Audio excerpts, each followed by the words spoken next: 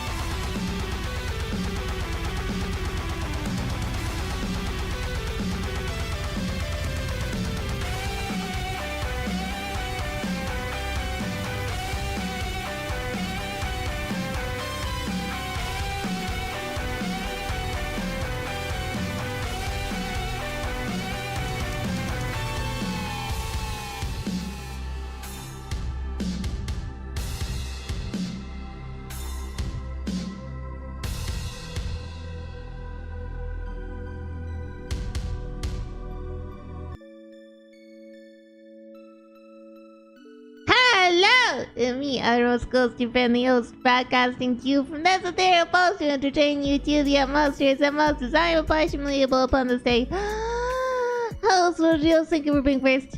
I was a little unsure that I was gonna be able to stream today, cause like, oh my god, the shit sleep I got last night. But then I turned everything on and I was like, okay, well, you know, let's just do our pre-stream setup. And then as soon as they went wah into the mic, I was like, okay, I got energy. A single wah can give your possum energy for days. Yay. Yay. Unfortunately though, let me see if I can do this.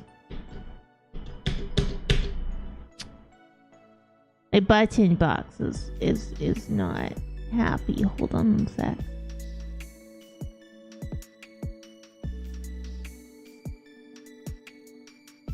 Impossible to get possum rest right now.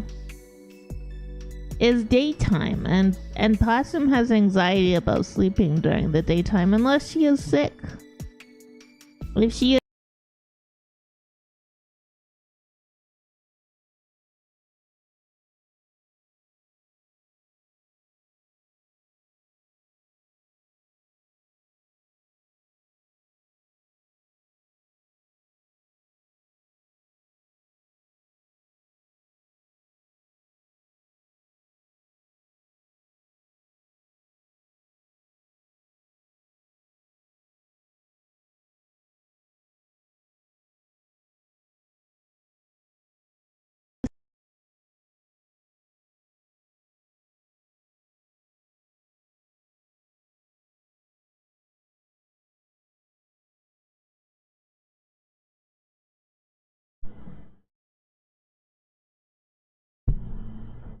okay, it seems like we're back a little bit. Hold on.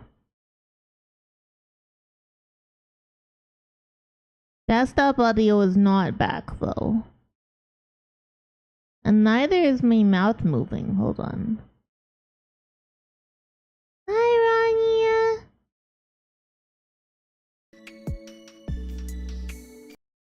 Rania. Okay. There we go. There we go. Fingers crossed. I hope you're having a good day. I'm gonna put you guys on BRB real fast. So that I can fix my mouth. I'm still here. I just gotta fix my mouth. Cause otherwise, will be a sad possum time. You don't want your VTuber's mouth not to move? Yeah, it'd be silly.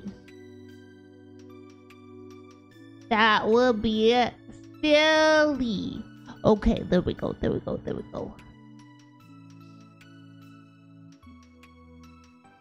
You know, we gotta have at least one thing break a day. I think it's like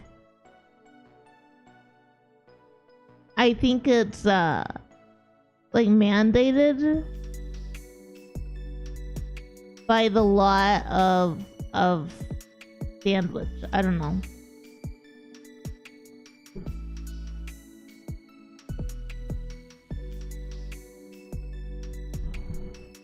But today, I wanted to talk to you about coffee. This is a reward that you guys got last year during the Sabadona month. Where I was raising money for the 3.0. And we're going to talk about coffee. We're going to talk about types of coffee that Ghostie like. I'm gonna tell you about how I fix my coffee. I'm gonna tell you stories about working. Well, I gotta be a little careful, cause like I know that the franchise that they worked for is not uncommon across the United States. However, there are certain things I'm gonna have to be real careful about. I had like a whole presentation I was gonna show you guys, and unfortunately I realized that like 90% of what I put on the slides and stuff was something that you could use to be like, she came from this specific store. I actually have no idea whether my microphone settings are borked, because I did updates. I mean, they seem to be okay. Please don't turn that off. They seem to be okay.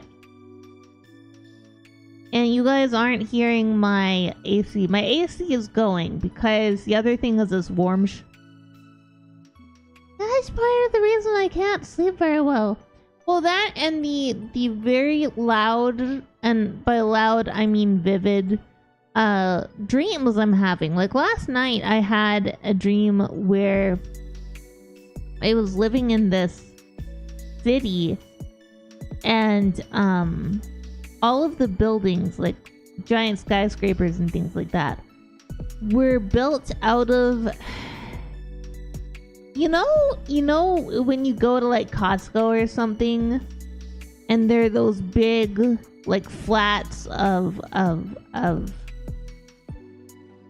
canned drinks. It was like all the buildings were built of those. And I don't know why, but I was worried while I slept about these skyscrapers built of can pallets, because I was thinking about how if it rains or something, then it's gonna weaken the structural integrity of the cardboard.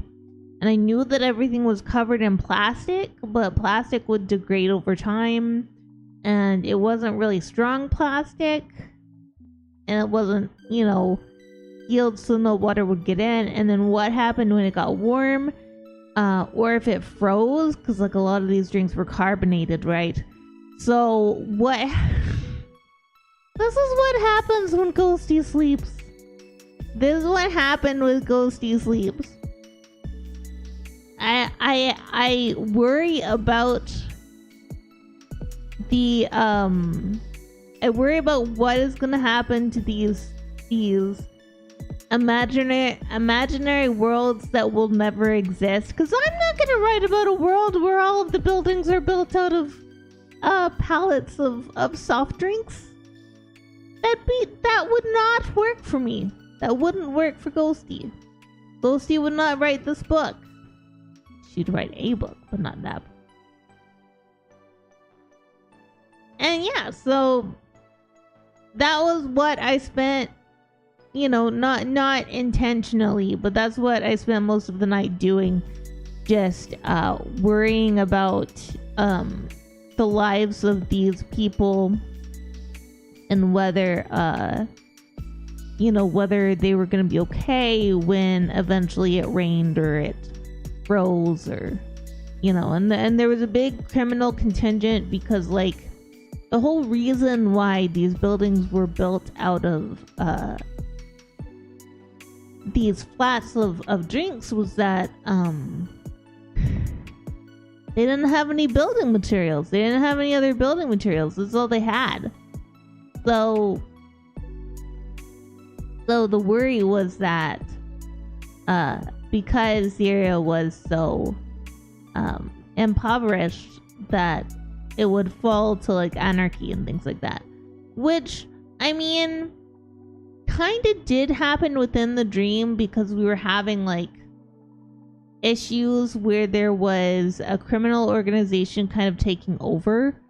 But as it turned out, the criminals were not like criminals like you think of, where like they're gonna cut you if you don't pay them. They're not like mafia, right? It was more like,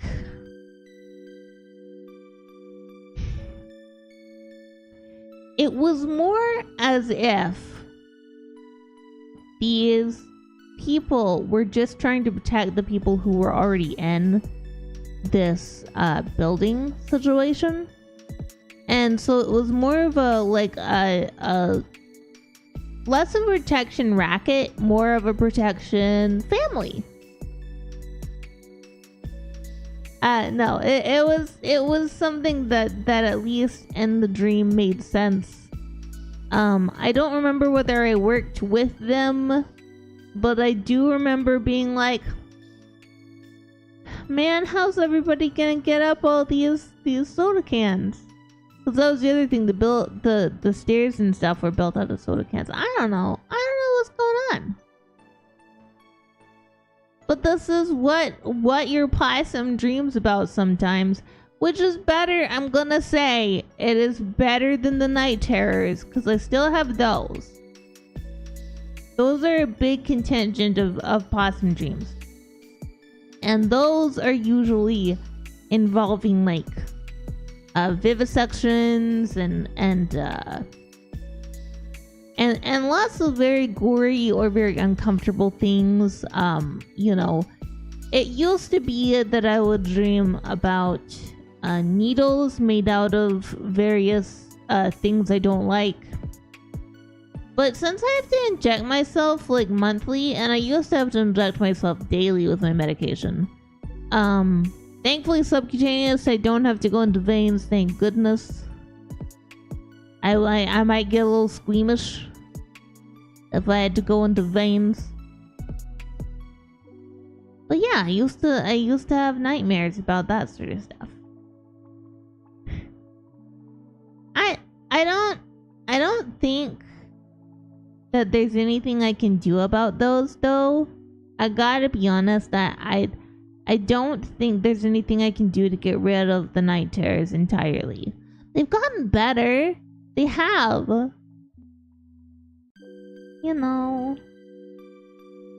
But that's not what today's about. Today is about coffee! I've talked to you guys before about how when I was little, I hated coffee. I thought that it was dirt. I did not like it at all. Hold on, let me turn off my AC.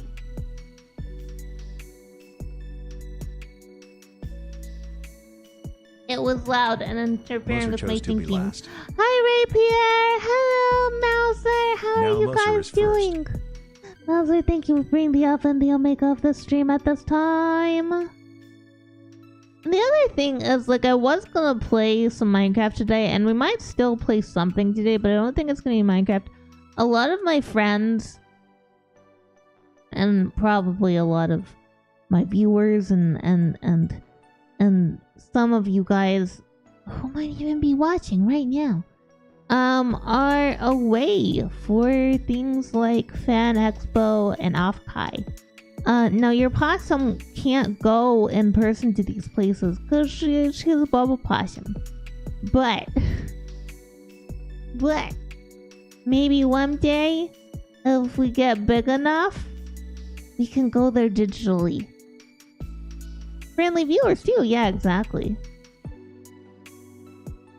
But yeah, I wanted to talk about coffee. I used to think you only made it one way because my Papa Posh only made coffee in the coffee maker, but and also like the play. So just thank you for the stretch. I still don't have a sound effect for stretch. I need to get a sound effect for stretch, but I just haven't. Ghostie, you've been in your office like this entire week. Why haven't you done this yet? Brain stop. Look, we've got wildfire smoke. We got it warm. Then if we turn on the AC so Ghostie can think because now cool, it loud so Ghostie can't think because it loud. I feel so unaccomplished. I've done so little this week. I'm like, no. Well, I've done so little and yet so much. Done so little and so much at the same time. But yeah, a lot of people are at Off-Kai, a lot of people are at Fan Expo. If you're gonna go, or if you're already there and you're just chilling, I hope you guys have a great time. If you're watching it afterwards, I hope you had a great time. And yeah, I hope one day that I can visit, even if only digitally, virtually. Yeah, this week is rough. Like, even Goji, who doesn't really get affected by the heat as much, he's been feeling it too. And I'm not really sure because I thought, oh, maybe it's pressure change, but that's not gonna happen immediately, and I don't know. That's just all over the place. So yeah, I do, like I said, hope that if you guys are going to any conventions that you guys have fun.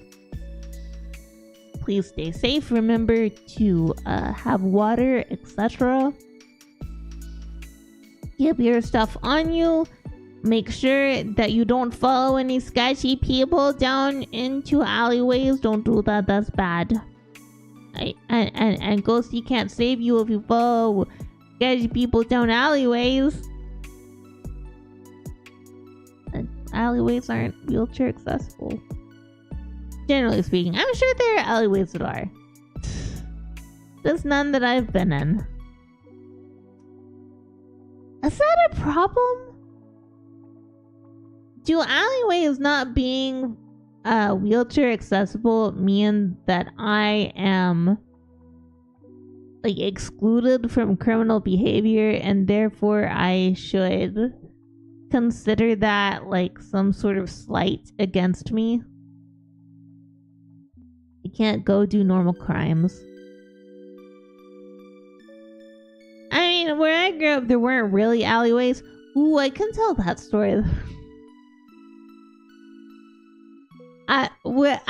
Today's basically a chill out, talk about things, talk about coffee when we talk about coffee. And then if I feel up to it, we'll play some game at the end. Yeah.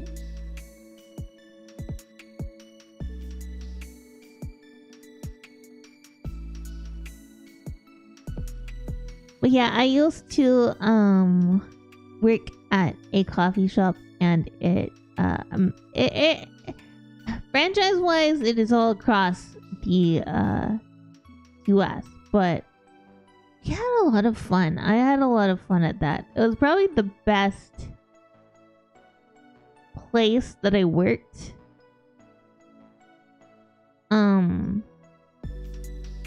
When I could work a normal job.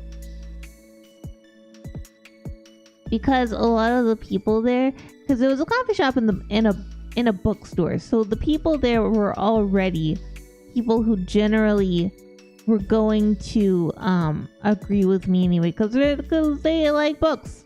It was also the only job that ever gave me a raise.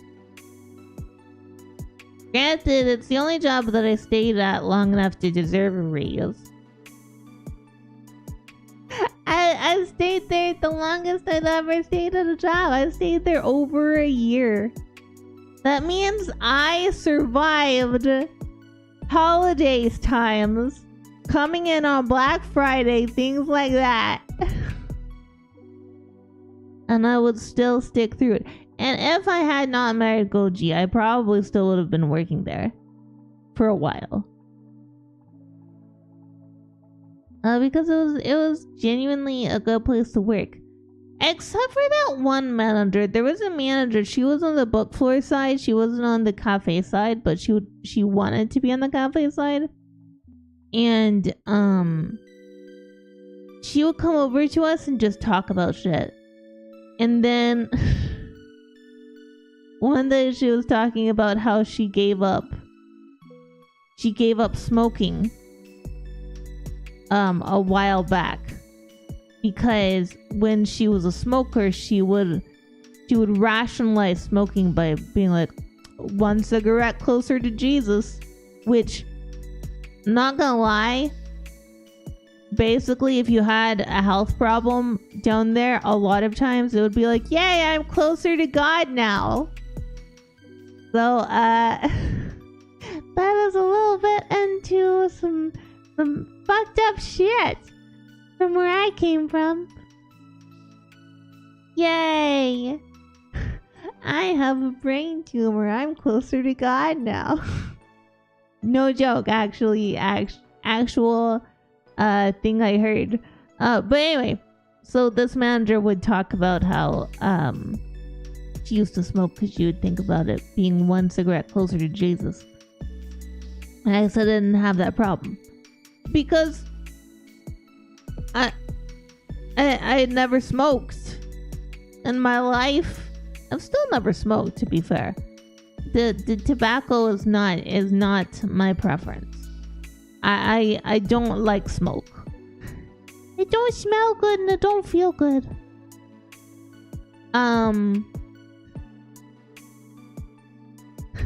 She turned, she looked at me, and she was like, if you don't love Jesus, you don't have a place in this store.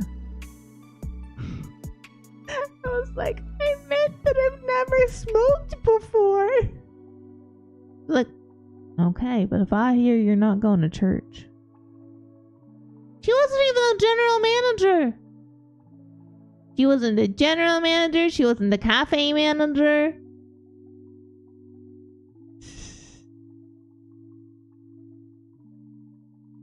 I thankfully don't have asthma, but I can understand what you're saying. Like, it being a big debuff. It's wild, you know, when I was, no, they're saying the version of the religion that is popularized and very, very well entrenched in that area. I'm not gonna say all across the South, because that's probably not true. Not even gonna say all across Texas, because that also may not be true. I'm just saying, in the place that I came from, that is the correct and intended version. And of course, what that manager didn't know was that I was currently, at that moment, losing my religion. Dash me in the corner. Dash me on the spotlight. Eating all the pigeons. No, I was currently going through the loss of my religion because that was around the time that Goji asked me to marry him. Hi, Gojujo, how are you? Hope you're having a good day. That was about around the time Goji asked me to marry him, and I had to make a decision. I was either going to marry Goji, or I was gonna break up with him and never talk to him again because he wasn't of the faith. And I had immediately on instinct when he asked me said yes, because that was what I wanted to do. I wanted to marry him. He's a wonderful man. But what followed was like, also secretly a murderer? No, we can't say that because we still don't know which one of us is a serial killer, you know? You meet somebody online, you go to another country to meet them, you don't know which one of you is a serial killer. Still haven't figured that out. Several years into marriage at this time, we don't know. We don't know. He could be. But what if it's me? I don't know. I don't know.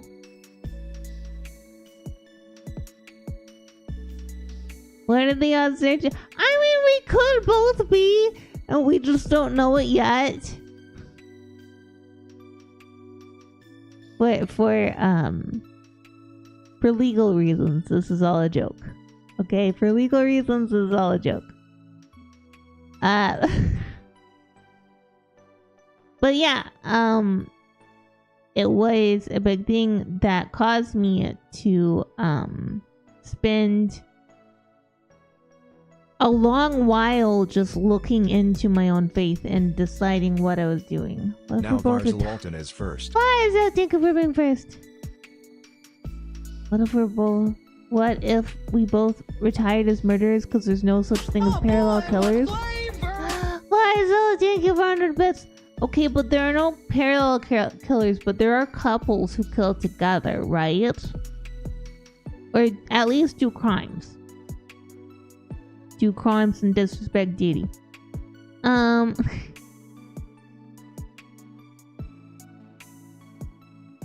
But yeah, so what that manager didn't know was I was deconstructing at that time.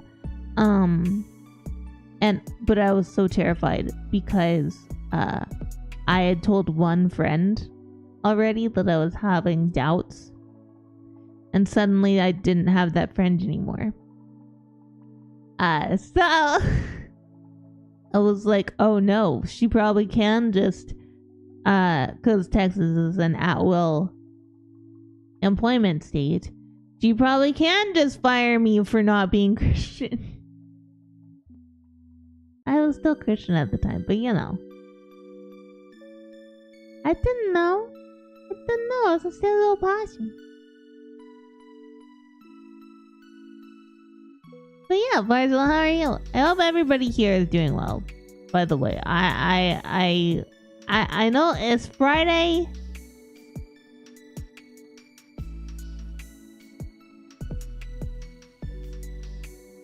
Well, look, if you think about it, you know how I mean, you're assuming that if I got sacked for that, I would have the legal ability to go after them, or that my family would aid in that. Like my family would agree with them.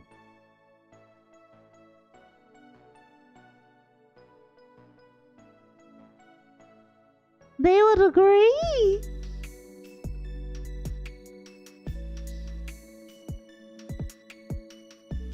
Varzel's watch has ended. Not your watch. You need a new battery. I want to get watch batteries because I have watches I like that I own. That I don't wear because their batteries are out, so they don't work. And I tried to order watch batteries from Amazon, and they used... Okay, so... charitable. You're on support. What do you? Oh wait, no, you've told me. That still sucks. I'm not happy about it, but you know, it is more reasonable.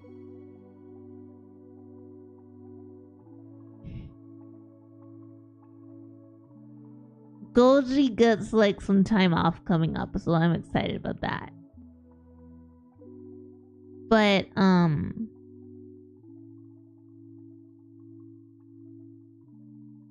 I mean, if you think about it, because you know you gravitate towards people with similar interests, generally speaking, wouldn't it make sense if two people were serial killers?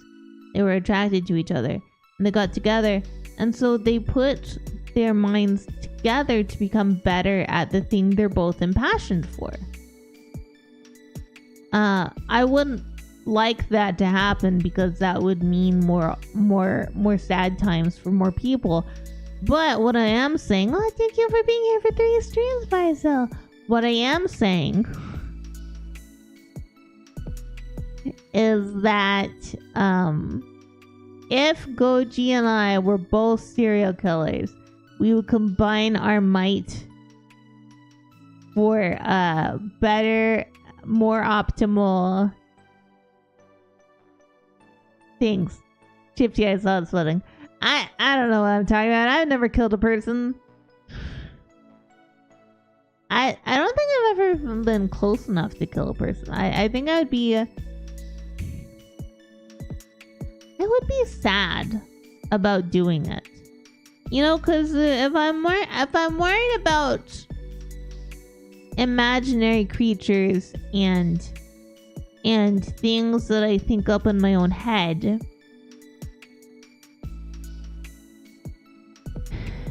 then I think I am too soft to kill a person just for the sake of killing them, you know? I think that's a good thing. I would count that as a desirable trait, to not just go killing for the sake of killing. But I mean, to be fair, I don't even know if I would recognize that I was in a situation that required me to do that. I'm pretty naive. I'm pretty naive and gullible. So I don't think it would be difficult for somebody to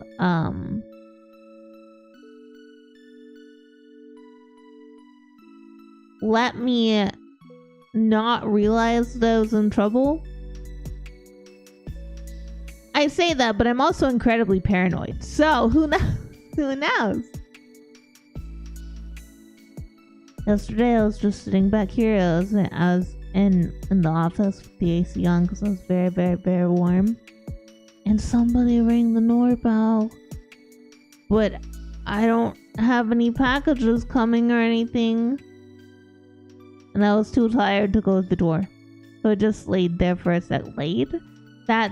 second. And I was like, fine, I'll go check the doorbell. So they only rang the once. And there was nobody there. I'm assuming it might have been one of the children's in the neighborhood. Because sometimes they do that. Sometimes the children's in the neighborhood, they come around, they're like, do you want to buy a candy?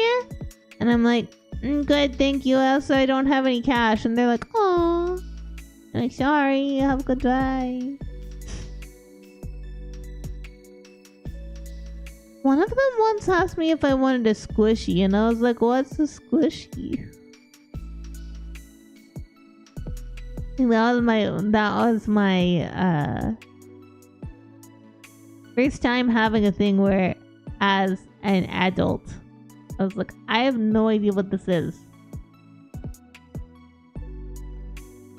It's a child thing that I have not heard of. As opposed to being a child when I was a child and not knowing what anybody was talking about. I still remember when I was like 11. Yeah, I don't know. She was carrying around a plastic baggie full of things, and I was like, I don't know what that is. Probably trying to make some summer cash to go to do something fun, and you know what? You have a good time, little child, but I'm not sure what that is.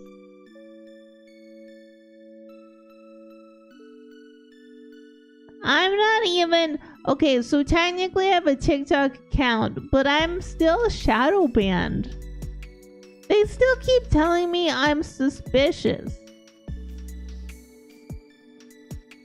And I don't know what I'm doing that's suspicious.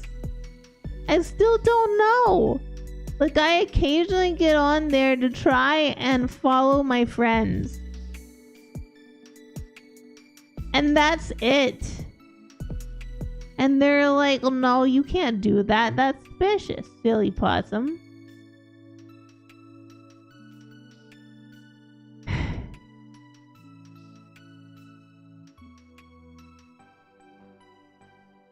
I'm just trying to grow, you know? I'm trying to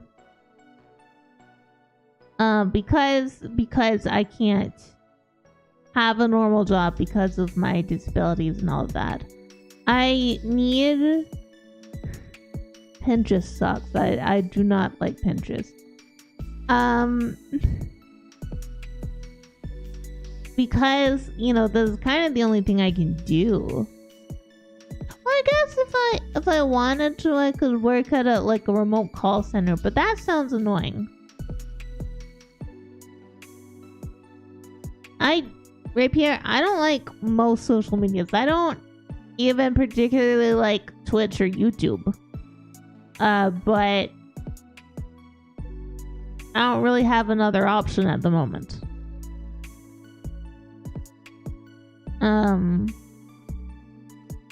Because I'm not big enough to support having my own website to stream my own content. And I'm not big enough to be on something like Floatplane. And I'm not sure what other alternatives there are that are not primarily politically focused or run by people that are even like at least as so okay, here's my issue with the idea of going on Kick or something like that. Kick is a less well-regarded, almost worse version of Twitch.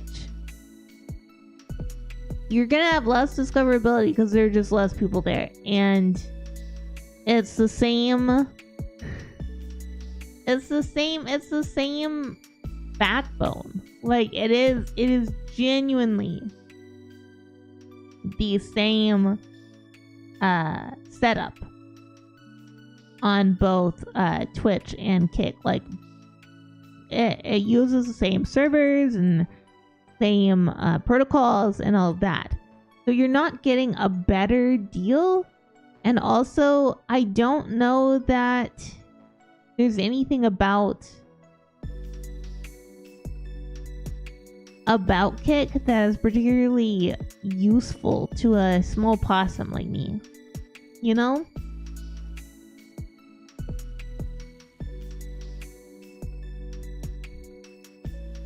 Especially since I'm a cripple.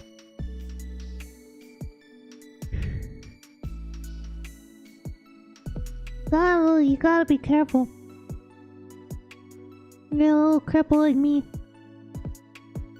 I actually don't care if people use that word for me, as just I do know that people are more likely to be mean. Because they're silly. Some men are just silly. Some men just want to watch a possum bird. Yeah, it is. Sorry, the same AWS infrastructure. That is what I meant. But my brain is not happy at the moment. It is very excited to use all of the wrong words for many situations. But yeah, I don't... So, it's one of those things where, yeah, I don't like any of these social media companies. But because of my situation, I can't even get like a Mick job, right? I can't even go down to Tim Hills and get a job. Yeah, different sandwiches, exactly. You understand, Mouser.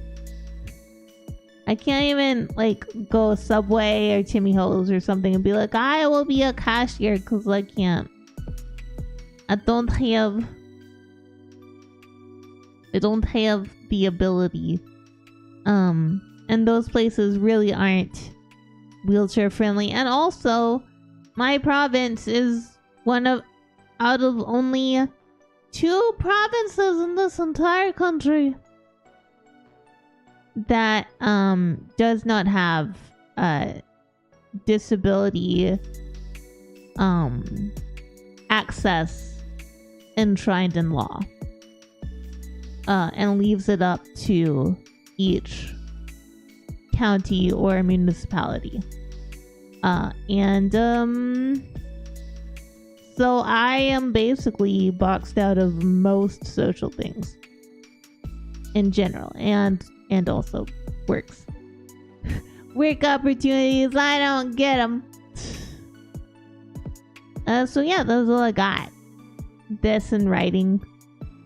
But writing, I almost feel like, is more of a thing that I struggle with promoting, because though I really like it, and it is honestly probably my first love if we're talking about like things I would like to do,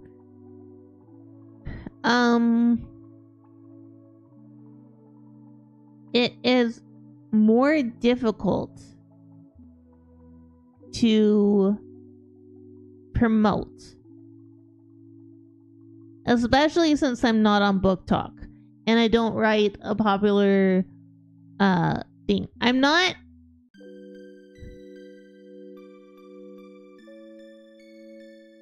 Okay, have a good call, Barzil.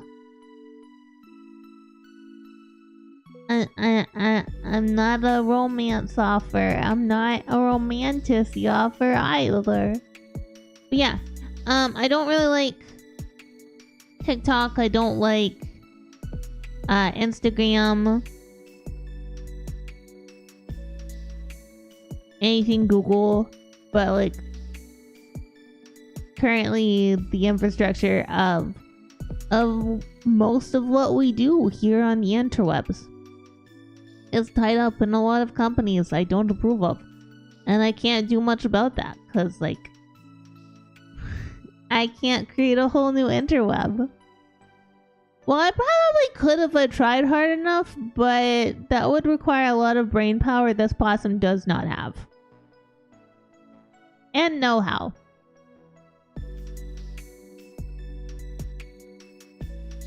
And I'm not going to just create a new interweb out of nothing. That sounds difficult. Newgrounds 2? What's wrong with Newgrounds 1? I actually don't know. I haven't been to Newgrounds in a really long time. So I don't know what's wrong with Newgrounds, if anything. So yeah, I think one of my favorite things about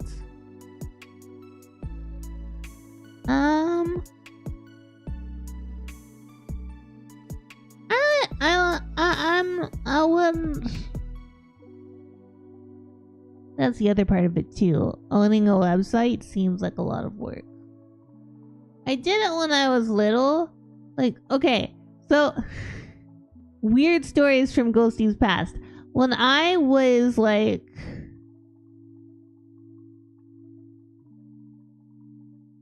I'm trying to think of how old I was. Very young. When I was very young, I had my own fan website. But I was very unfocused on what things I was a fan of. I was a fan of a whole bunch of stuff. But Mama and Papa Boss made me pretend to be a little boy. Because they thought that they thought I would be safer if people thought I was a boy. I mean, granted, I don't have any traumas from that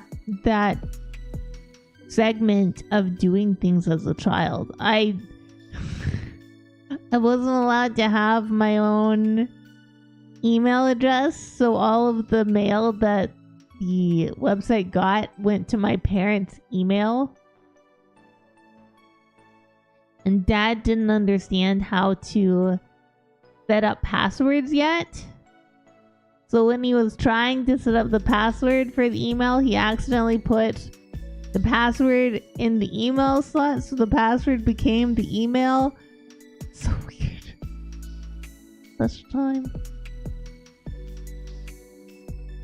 I tried to find my old website on the Wayback Machine, but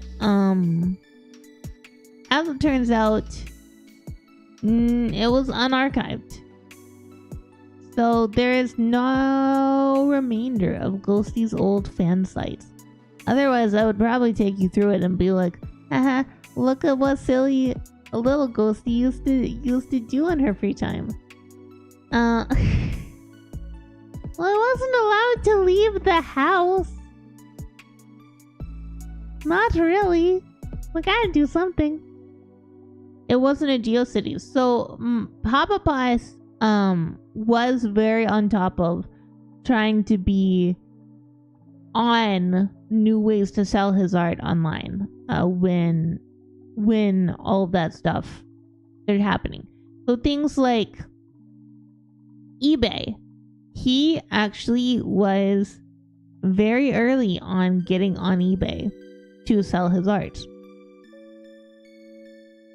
And because he was paying for the domain, he let both me and my brother have our own little subdomains. And so my brother had a Zelda fan site that actually did pretty well for the time. And when my dad decided that having his own website was not financially feasible and it wasn't really helping out as much as he thought it was going to, so he was going to shut down his site, we had to find new hosts. And my brother had made friends with some other of the Zelda fan site community at the time. And so he was able to just port his over to a fan site, a larger fan site. But because mine was so unfocused, I did not find somebody that I could port my domain over to, and I tried to do GeoCities, but GeoCities at the time was something that I didn't fully understand. I was used to using Microsoft Front Page, which was very WYSIWYG and very free. I did some wild stuff with my pages back then. But you couldn't do that. Like, it wasn't as freeform on GeoCities, at least not as accessible to somebody who didn't know HTML. And because I was an elementary schooler and I did not understand what HTML even was at the time, I quickly abandoned porting my thing over to GeoCities. So by the time I hit middle school, I was no longer running the fan site. But yeah, that was a Ghostie time.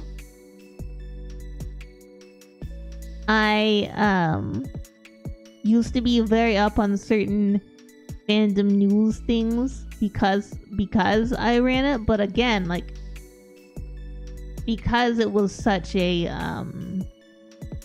unfocused project, I don't think I ever garnered enough attention from fellow fan sites to make any strong connections. And I think it's a problem that persists for me to this day. Not fan sites specifically, but being unfocused. Because a lot of times people will have one thing they're very, very interested in, right? Like, you guys could say, Ghostie loves possums, which is true. Ghostie loves possums. Ghostie knows a lot about possums. He even has a possum factory stream. That should theoretically work because I did actually start up stream bot. But Ghostie also loves jumping spiders and xenomorphs. So if Ghostie loves all these things, and theoretically loves all these things equally, then how is she to choose what she is going to make a fan site about? And so I didn't choose. I just chose everything. And yeah, that was not the play. That was not the play. Even today, being as like scattered as I am, even in streaming, and it does not help me.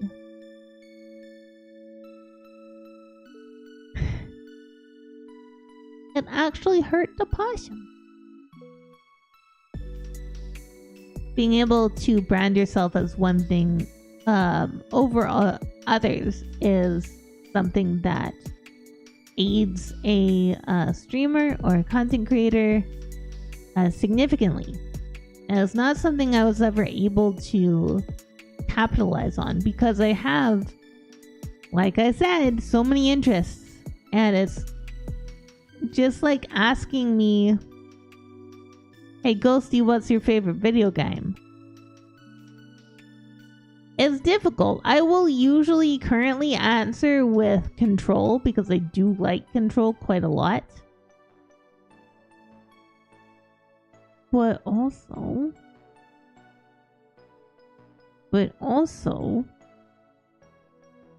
I love Alan Wake. I love Phasmophobia. I love Pim and Far Far West.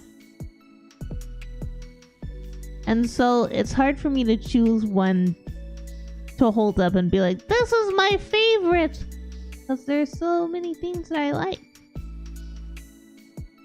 That always stopped me from getting involved in a fandom too closely, which I think contributed to my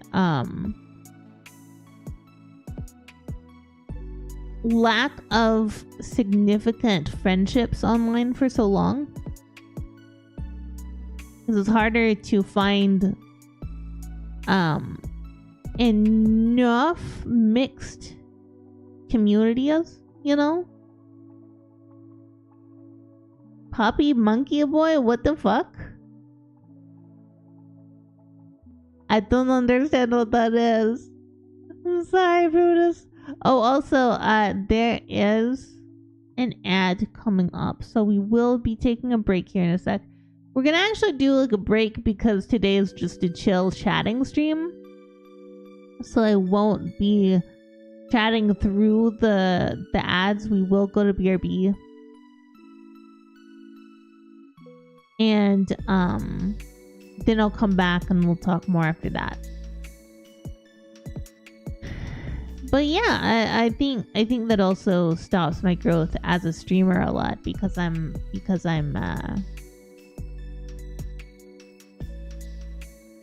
struggling to find ways that I can kind of forge a clear identity.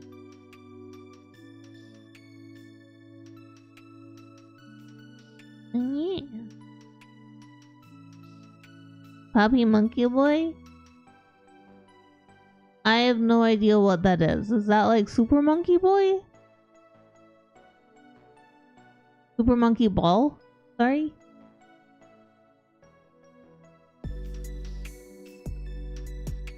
Well, it's also one of the reasons why, if we're talking very candidly, why I don't work well for the publishing industry and its current iteration. Because currently, if you want to get a publishing contract, like you want to get an agent or a publisher or something, one of the things you need... Oh, actually, you know what? We're going to talk about this after the break, because I've realized this needs a lot more explanation than I was about to give. I'm about to just start using terms that you guys might not know. So, we're going to take a break. If you are subscribed, if you have Twitch Turbo, a good ad blocker, or are over on YouTube, you will not see ads. Otherwise, you will. And we're gonna be back in like 3 minutes, okay? Okay. Bye.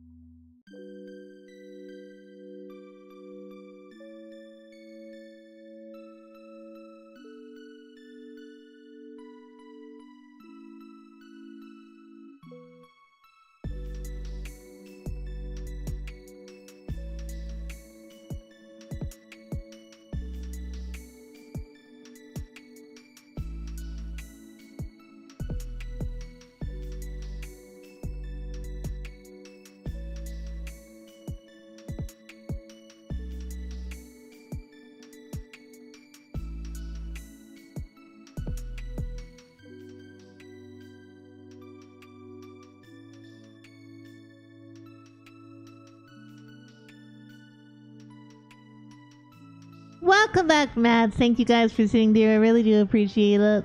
Real quick, I just wanted to say thank you to the people who support me on Patreon, but more specifically, thank you to the people who support me at the $5 tier or more who are currently via sale. Platform Platypus, Ghost Shusho, and Babinka Bear. Hi, Viva. How's it going? We're just about to talk about publishing. Because I actually have failed to talk about coffee, but I do know a lot about publishing, and we are on the subject of things that Ghostie likes and is interested in. So, I'm gonna tell you guys about the horrific Ouroboros that is publishing. That's probably not actually an Ouroboros, let's be fair. I don't think they're actually eating their own tail. Yet. So when I was a young puss, I desperately wanted to be a published author. And Papa Boss also wanted to be a published author. So he would buy these big... They're very similar in certain ways, and we'll get into that.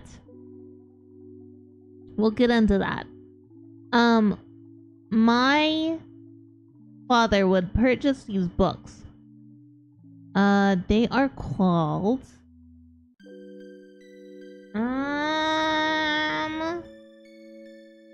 Writer's Digest, I believe.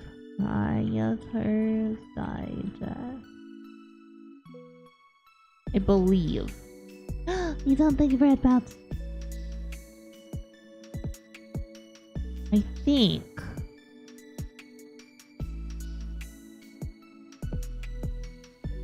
It's been a long time. They used to publish these gigantic compendiums. Thank you for that stretch.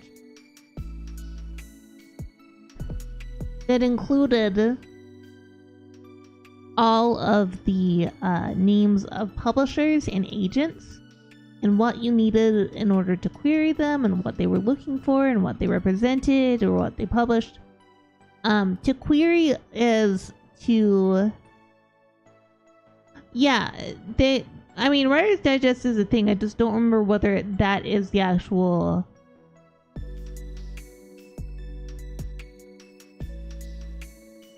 thing.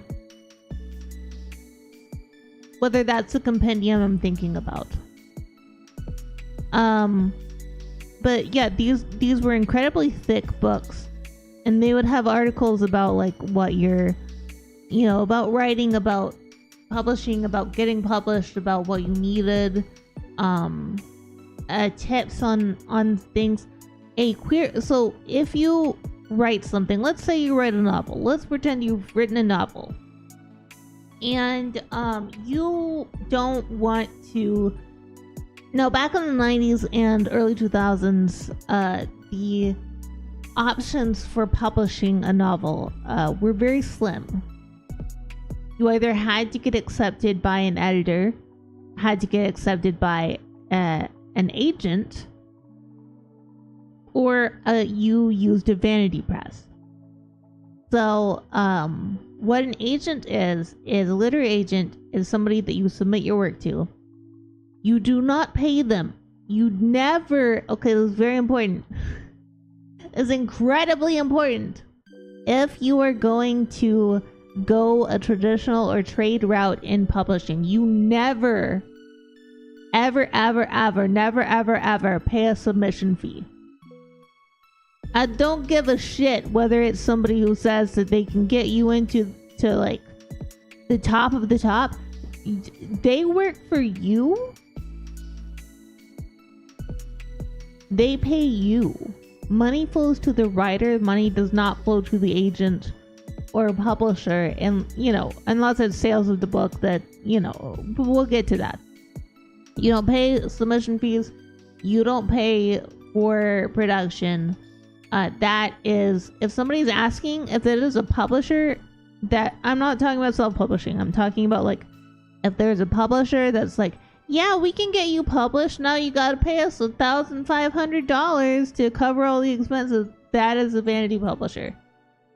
That is a vanity press. they will not help you the way that they say they'll help you. So, if you've written a book and you're like, I want it to go to a publisher, you have to, first off, do your research. What you want to do, if you can, is find an agent. Because agents can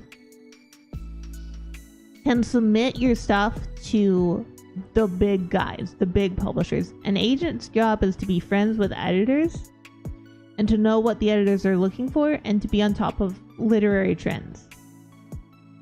So you do not pay your agent. If you get an agent, what your agent gets paid out of is your advance. So I'll get to that. But let's start at the beginning, because this is fucking hell. I have been prepping for this talk since I was like 5.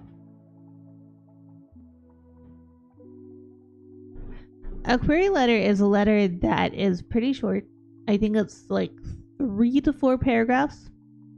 It's basically a, hey, I've written this book. This is how long it is its genre, and here is a brief synopsis. Also, if you have writing credits or any relevant degrees, then the last paragraph is to be like, hi, I'm so-and-so, and I have this. You know, I've written all of these that are super successful. Or this is a book about cybersecurity, and I am the topmost cybersecurity expert in redacted. You know, that's where that last paragraph is where your information goes.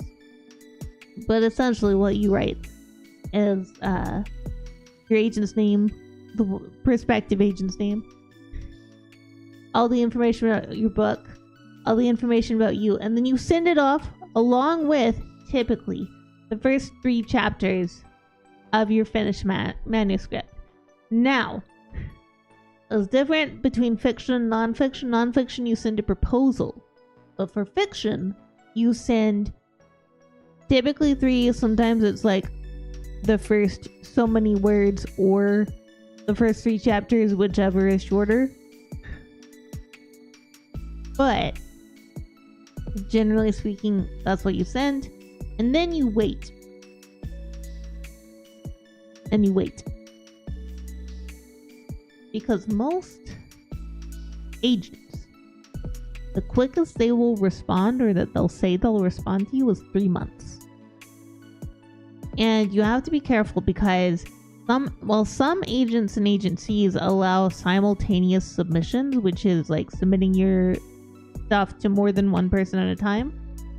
There are many of them that do not, which means you could submit, if you submit to your top choice first, and they are a bigwig in New York City, and they are like, if you haven't heard back from me in a year, that means I'm passing on your manuscript, which is a whole thing.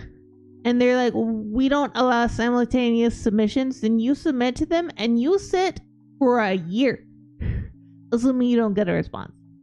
And the types of responses you can get are as follows.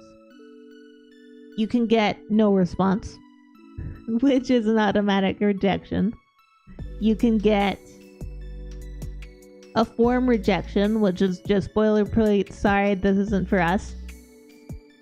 You can get, well, I guess there are 5 options. A personalized rejection, which is typically, hey, I really liked it, but I don't think I can represent it right now because like it just doesn't fit the trends I'm going for. You can get a revise and resubmit, which is, I like this, but there are problems. Here are my problems.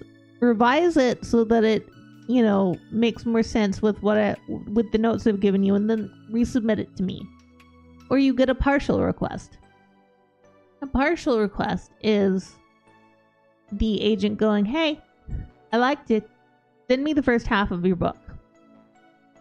So you send them the first half of your book. And then you wait. And then you get the same options.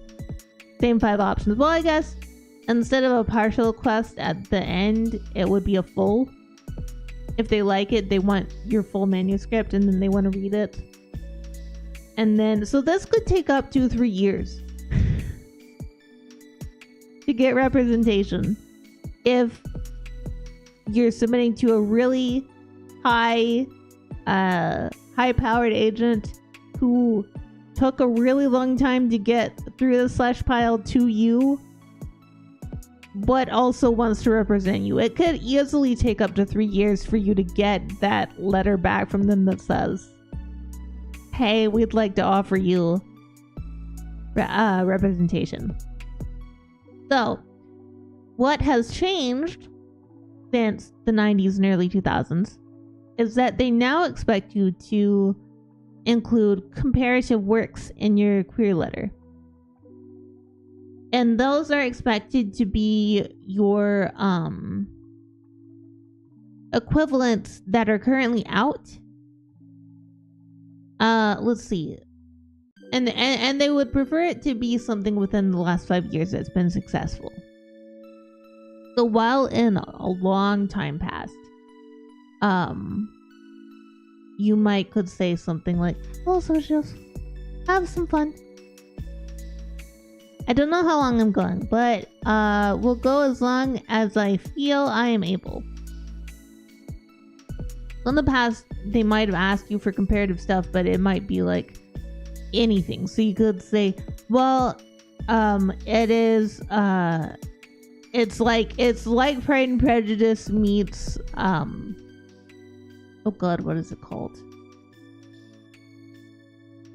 It's gone. It's like Pride and Prejudice meets Buffy the Vampire Slayer, right? And they would be like, oh, that's an intriguing thought. But now they expect you to be well read in your category, in current things, so you can be like, it's like, it is like A Court of Thorns and Roses and Fourth Wing. I don't write romantasy, but those are two big romantasies, even though A Court of Thorns and Roses I think is past, it's like 10 or 12 years old now. I don't remember. And that is, let's say you queried and they accepted and they like your stuff and they offer you representation. You say yes because you've read the contract and, like a good person, you've taken the contract to somebody who knows more about legal, preferably a lawyer, to read over and let you know if it's good or not. And they've said it's good, so you signed. Now comes the part where your agent submits your book to all of the publishers that they're going to submit to. And let's pretend that it went really well and you get a publisher within 2 years. You get a publisher within 2 years. And it goes to auction, because what happens is once somebody says they're interested, if another publisher also is interested, then they will bid for the manuscript. And this is what happens when you get authors that get like 6-figure advances. What your advance is essentially its loan against your royalty rate. So what happens is your agent gets paid out of your advance. So your agent wants you to get a big advance because they get paid 30% of your advance. And then you, with your advance, that's the money you have now from your book.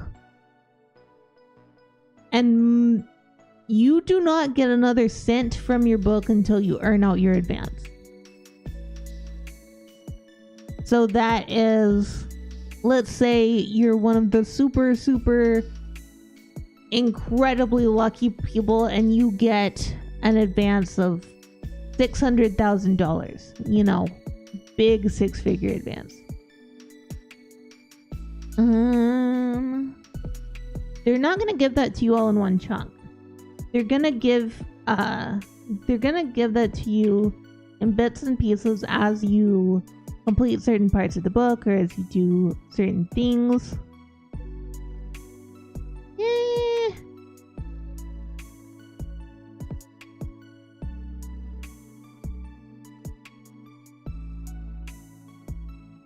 And about 180,000 of your advance will go to your agent, okay? So you get $420,000 before you get. Yeah, it's really complicated before taxes, and you have to pay tax on it because it's taxable income. Now, most books never sell more than 10 copies across their entire lifespan. 90% of books sell 10 to 15 copies. Your breakaway hits, your like Game of Thrones, your Song of Ice and Fire, your Project Hail Marys, those are the ones that essentially pay for the rest of it. But you have to sell, let's see, if your book pays, I'm gonna take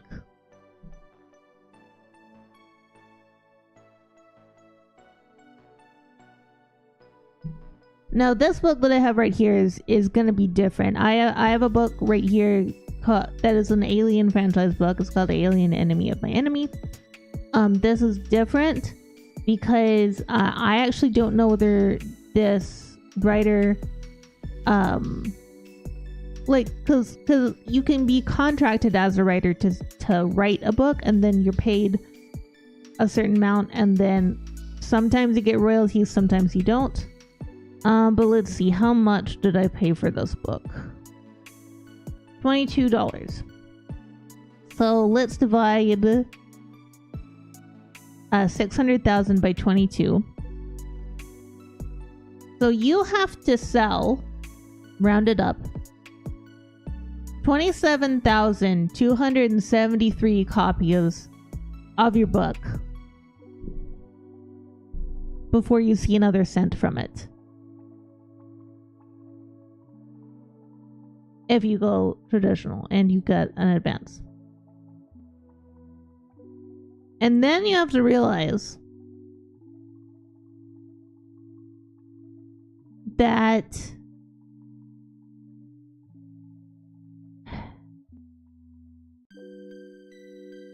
your royalty is something like 3% of the book's cost. And of that 3%, you may have to pay a certain amount to marketing people. Depending on your contract. But it's a ridiculously low amount. I think the highest I've heard of for and granted, I have not been in the traditional publishing industry for a while now. I was only in it for a short time. I think the highest I heard of somebody getting for royalty rate was something like 7 or 10%.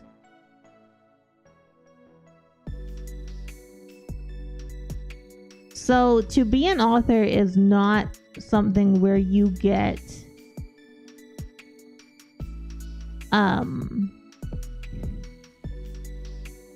it's not something where you get a lot of money very quickly. It is not your get rich quick scheme. Now, today, you can enter the market and become an author by self-publishing. And there are a lot of different ways you can self-publish. Vanity publishing is still different from self-publishing, because vanity publishing means that you're going to a company and going, I will pay you $3,000 and you handle everything for me. You handle everything. But self-publishing is you handle, like, you, the author, handles everything. Like, for Erasing Emma, I wrote Erasing Emma. I did a whole bunch of editing. Then I sent it off to beta readers. I sent it off to my crit partner. I sent it off to my editor. My editor, the only, like, there are different types of editors as well. This is the whole thing. There are developmental editors that help you edit the story, and like decide overall where the plot is going and what's going on there. There are line editors that help you decide how to craft your sentences and which words to use. And there are copy editors who check your grammar and spelling and all of that. If you'll notice, if you've read Vede, I had a few spelling errors and probably some grammatical errors as well that probably would have been caught if I'd used a copy editor for it. And honestly, that story probably needed some pretty drastic developmental edits too. If I were to redo it, I would probably get someone's opinion on it before I continued on with it. But that is also why you get so small of a royalty as a author with a traditional publisher, because the publisher is not just handling printing the books. They're handling paying the editors and the cover artists and, you know, everybody that has, and their marketers and all of that. Like, it sounds a little bit like a scam, but at the same time it's not really like a scam because they handle everything, except for now it's a little bit more like a scam, because guess what? In this day and age, you no longer get the marketing help. That's right. Authors gotta do it themselves.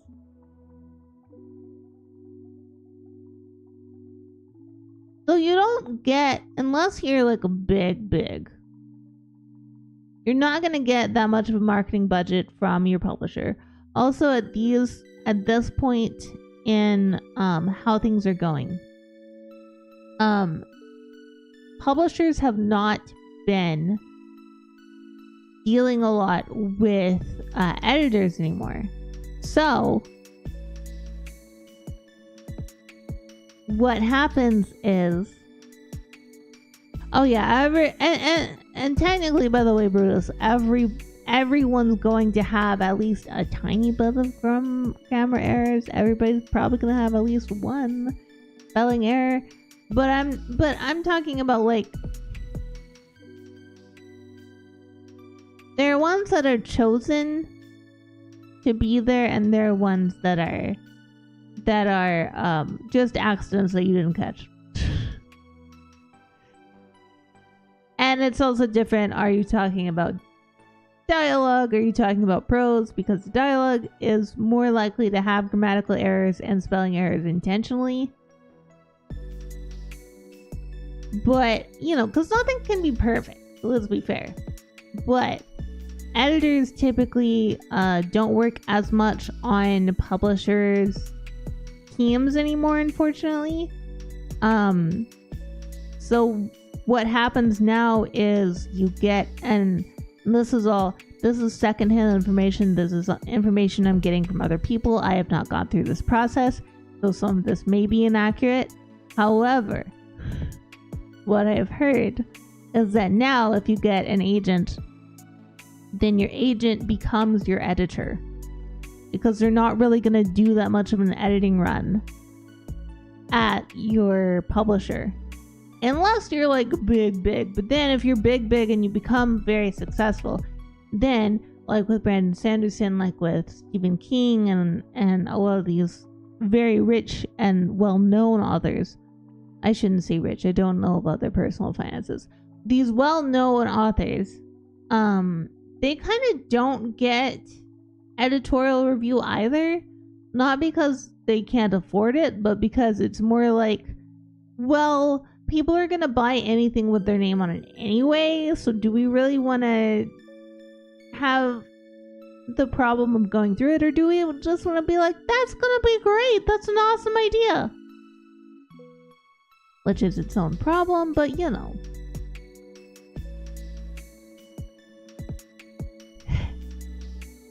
So, when I was deciding whether I was going to put Vayday out, was kind of looking at the landscape, and also with the rise of AI writing and all of that, AI generated writing and all of that, there were some fears within some of the communities that I was part of that agents would be feeding your submissions into AI to give them a summary, you know, which I don't think is true. To be very clear, I don't think that is true, because I think it's plausible. But I personally want to hope that the people who are working in this sector to try and bring books to life, fingers crossed that they actually love books enough not to feed them in. Yeah. Well, it's also different writing styles, right? Because I word things incredibly weirdly, especially when I talk. And I think I've talked about before, when I write, especially first drafts and stuff, and then I send it off to a beta reader or my crit partner or my editor or somebody, there are some sentences that just stop. They just stop because my brain's like, yeah, we already thought of that sentence, therefore it's down. And I cannot see that it has stopped until I've gotten some distance, and also usually somebody else is like, hey, Ghostie, what the fuck? Like, ah!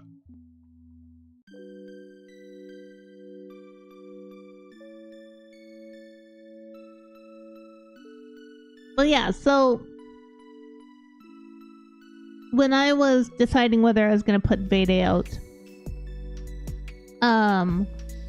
myself, or whether I was going to go with a publisher, I had to sit there and think about, like, if I wanted to go through the hassle of the queries and stuff, just to very likely be left 3 years later with nothing. Because I've done that before. I've been in the querying trenches. I have survived the querying trenches. There are books that will never see the light of day that died in the trenches. There are books that got through them and got published. There are books that I barely queried and then went, fuck it, I'm going indie. Like, so for me as an author, I made the decision that I wanted to go independent because it was better overall for what I wanted to accomplish. Now, unfortunately for me, I am not very good at marketing. That being said, I've still sold double digits of books. So I've still done okay, you know? I am a little bit sad that I didn't go and try and query Erasing Emma. Not because I think it would have done any better. It probably wouldn't have, let's be honest. It probably wouldn't have gotten picked up because Erasing Emma is difficult to difficult for me to put in an elevator pitch. I'm incredibly bad at elevator pitches. For me, well, except for me, I can be like, "Hi, I'm Ghostie. I'm an impossible ghost VTuber who plays a variety of games here on Twitch.tv and over on YouTube.com." And you know, that's a quick little elevator pitch. Hi, I am what you see. It doesn't matter as much just because a lot of selling for independent authors, a lot of building your fan base and things like that is actually going to conventions, going to independent book fairs, going to independent conventions, and having a booth set up where you physically are with your physical books and your hand selling. Hand selling is when you are physically there, you have the book in your hand and you're like, "Hey, here's what the book is about," and a person's like, "Stop talking to me," or, "Oh, that sounds good, but I can't really go because first off, I'm poor, second off, I'm in a wheelchair, third off, I'm Bubble Possum. Cannot risk catching con crud." Also, a lot of independent authors that I know of have told me, a lot of independent authors that I have talked to personally have told me that it is better to go with like a talent manager for a streamer than get a publicist for your book. Because the internet is so much of a machine now in selling things and getting your stuff out there that you kind of need somebody who understands that over somebody who understands how it used to work. Not to say publicists probably don't understand the internet. I imagine they do, because we still have very, very successful traditionally published books that I see sweet fuck all about on the platforms that I am on, and I am perpetually online because this is my window out into the world. But yeah, I think my hope eventually is that I can introduce more people to my writing, because I do love doing it. It is something that, honestly, even if I wasn't a little passion online, I would still be writing. Even if I didn't write what I've written now, I would have written something else. There was a time after I traditionally published, this was years ago, okay? And I'm not going to tell you what the books' names were. I'm not going to tell you what pen name I used. But years ago, my first traditionally published trilogy. Oh, well, thank you, Brutus. I appreciate that. My first traditionally published books were a trilogy of urban fantasy, sort of like apocalyptic, post-apocalyptic, really big on the fantasy though. And my publisher fumbled that one real bad, because they kept trying to be like, it's like the Hunger Games, because I think there was a Hunger Games movie or something coming out at the time. I don't know, I've never read the Hunger Games myself. But they were like, yeah, it's secretly happening in America. Like, no! This isn't even Earth! This isn't even Earth! But that was also the story where I learned that there are lots of people who need things spelled out. And that is very frustrating for this possum. Like, I had a man turn into a wolf, okay? Like, lycanthropic transformation. Turns into a gigantic purple wolf. And people were like, astonished when later on my main character... Well, no! It's bad. I wrote it when I was 18. You guys gotta understand, that was 18-year-old Ghostie writing her weird little fictions. I shouldn't say it was bad. I don't think it was actually bad. I just think I would have done it differently and better if I were to do it today.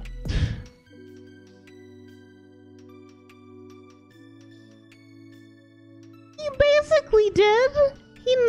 He changed into a wolf, and then later on, my editor was like, "What do you mean he's not human?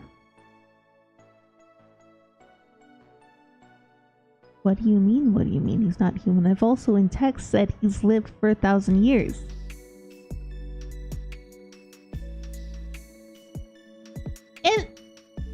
It was my first attempt at writing something that I think the themes of became better told in Vede and Erasing Emma. Yeah. Exactly. Well, yeah, so again, when the second book in the trilogy was coming out, the publishing company was like, in a post-apocalyptic United States of America. I was like, no? No? It wasn't? But yeah, it was a very fun idea, but I don't think it was as good as it could have been. But yeah, that was my first interaction with traditional publishing. I was unagented for that one, to be fair. And they wouldn't send me author copies, which was in my contract. It was in my contract that they had to send me copies of my own book, and they wouldn't do it. And I kept emailing them, and then I would call them, and they still wouldn't do it. So eventually I was like, hey guys, due to your inaccurate advertising and the lack of author copies, I'm getting out of my contract. And they were like, no, you're not. And the CEO was like, I'm gonna call the... I don't think it was editor-in-chief. He was the guy who owned the company. No, it was, but it wasn't Future America. It was Another World entirely.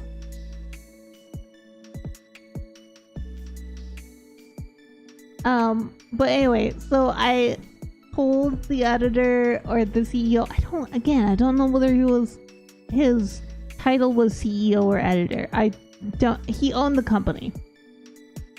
And he was like, I'm gonna call you and you better answer. It's like my legal counsel has told me not to talk to you on the phone. Granted, I have a lawyer. I was sitting in Goji's parents' house and they were like, you're not going. You're not going to answer the phone. You're not going to talk to him. And I was like, well, but why not? And my mother-in-law was like, because your legal counsel told you you're not going to do that. And I was like, but I don't have a lawyer. And she looks at me straight in the eye and she goes, your legal counsel is telling you you are not allowed to talk on the phone to him. I told him that. He was like, oh, I'm so sorry. Yes, we're going to have to wait until Monday because this was Friday night. But your rights will be back to you by end of day on Monday.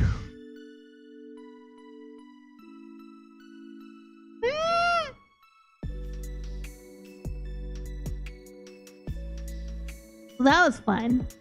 That was the end of my first foray.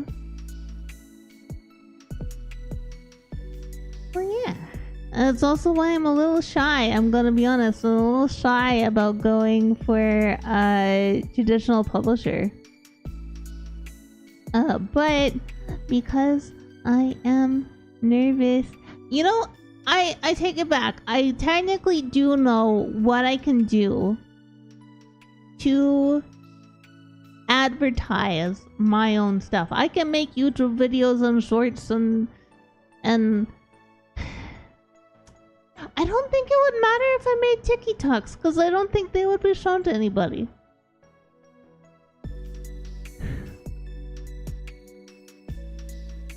But yeah. So that was, and also again, like, I don't read a lot of very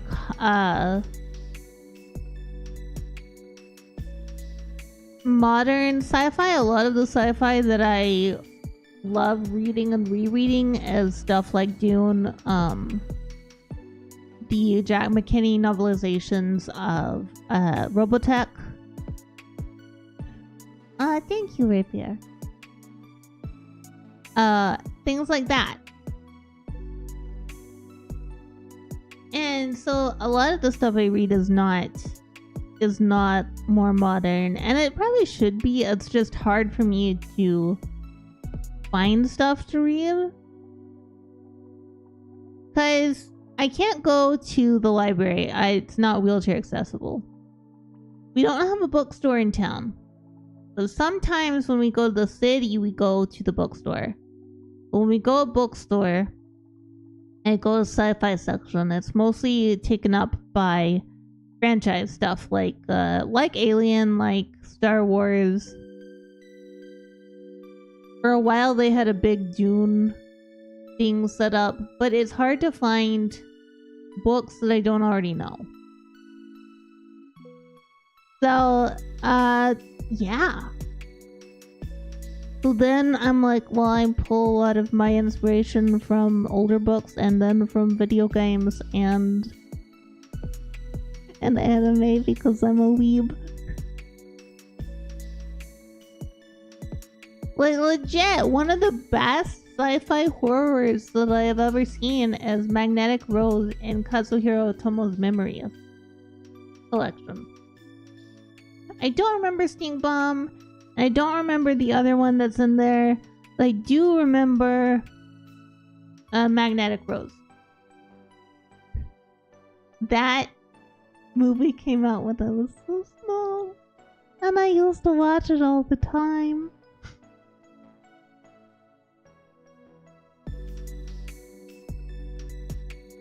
But yeah, so ultimately I just ended up going solo, and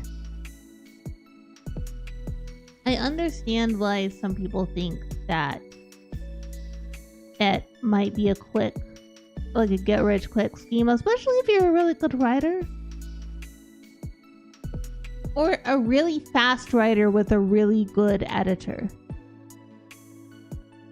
Because if you're fast and then you trust your editor, and your editor can like clean up your prose and get it out, then you could easily put out like, I don't know, 5 books in a year. When I tried my first stint as an independent author, I forced myself to write fast, which meant I cut some corners on things I didn't want to, and I wouldn't do that to do that again today. But I put out, let's see,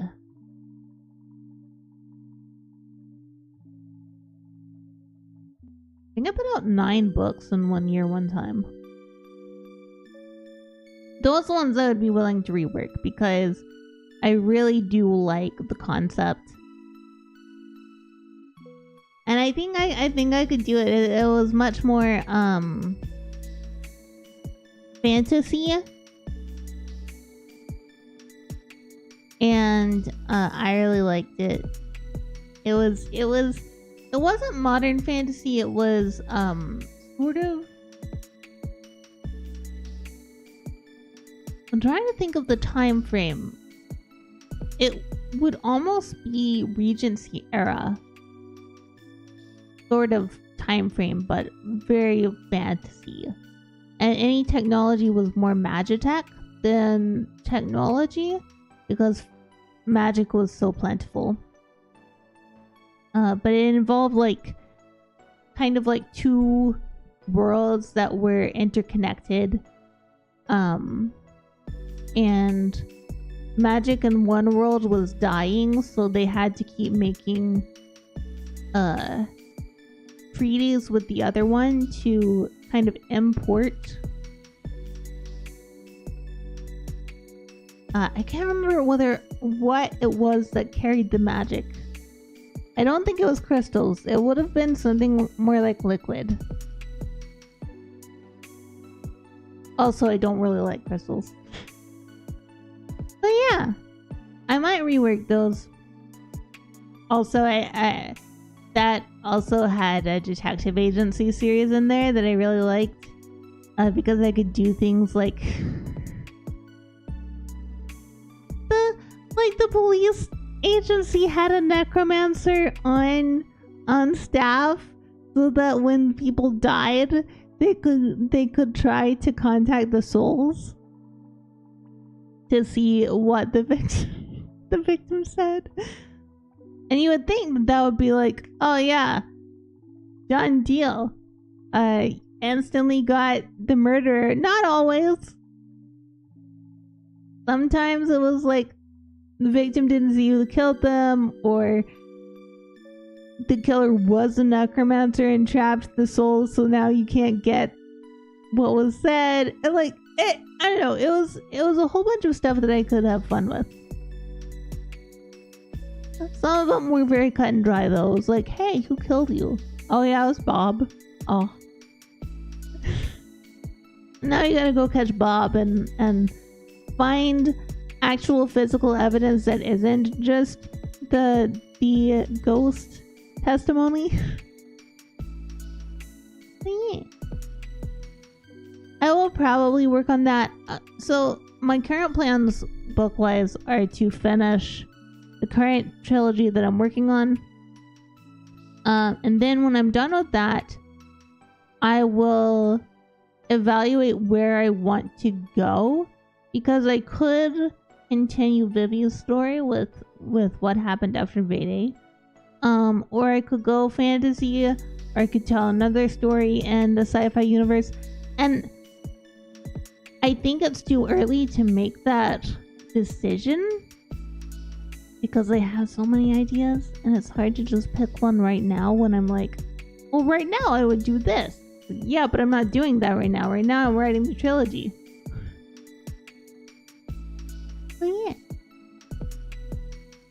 I also didn't really talk about coffee that much. You wanna know what coffee I was drinking?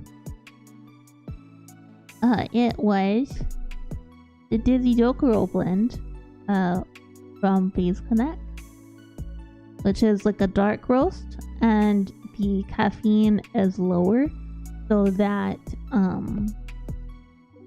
you can have it and it won't be like too much caffeine in the afternoon and keep you up at night.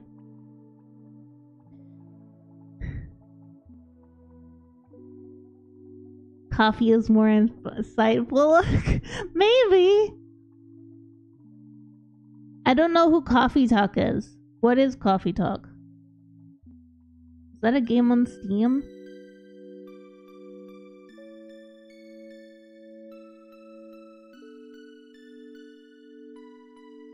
Oh, it is. Huh. What is this? Coffee Talk is a coffee brewing and heart-to-heart talking simulator about listening to fancy-inspired modern people's problems and helping them by serving up a warm drink or two. Oh, I've not heard of this one. Oh, I've seen people play it though. I mean, that is essentially what my job was. You'll hear the wildest things from people. in a barista setting. Like, oh my god. Anyway, about the coffee that I was drinking. It's a Dizzy Dokuro version of from Phase Connect. It's very chill, I guess. It's not overpowering. It's not acrid or bitter. It's just very like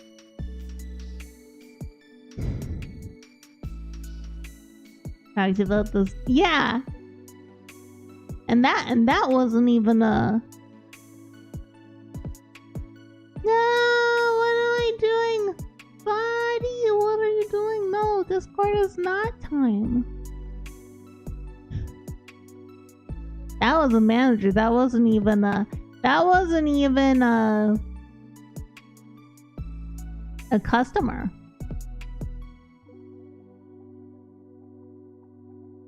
But yeah, I typically in my coffee I like using a French press. And I like putting a little bit of milk and like 2 teaspoons of sugar in there. Used to be 3, but I've worked down to 2 now. It's still a little bit too strong for me at times. But honestly, it's just really good. If I had a steamer, I would put steamed milk in it. I think that would be really good too. My favorite drink when I worked at the coffee shop was essentially a frappuccino. It was like a medium-sized frap with caramel, white mocha, and vanilla in it.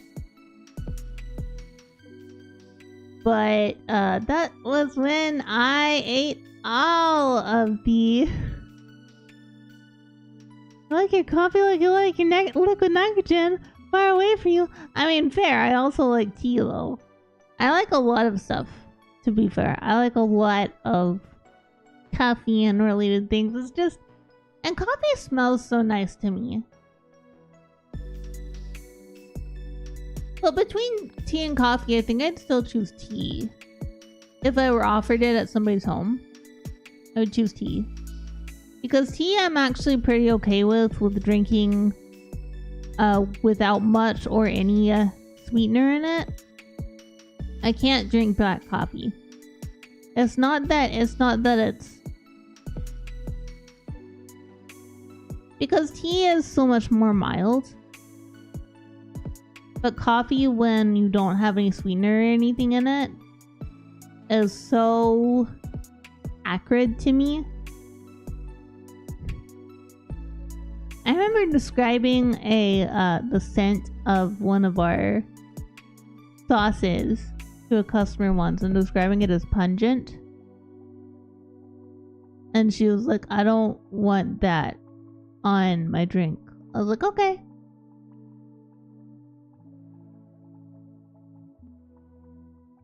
But yeah.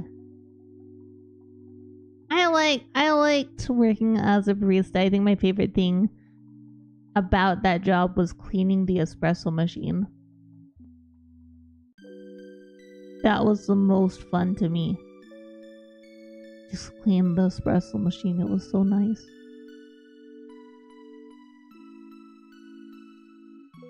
Okay, so I think that is where we're gonna end it. I am struggling energy wise, so we're gonna end. I'll see you guys again on Monday for some more Legend of Zelda Ocarina of Time.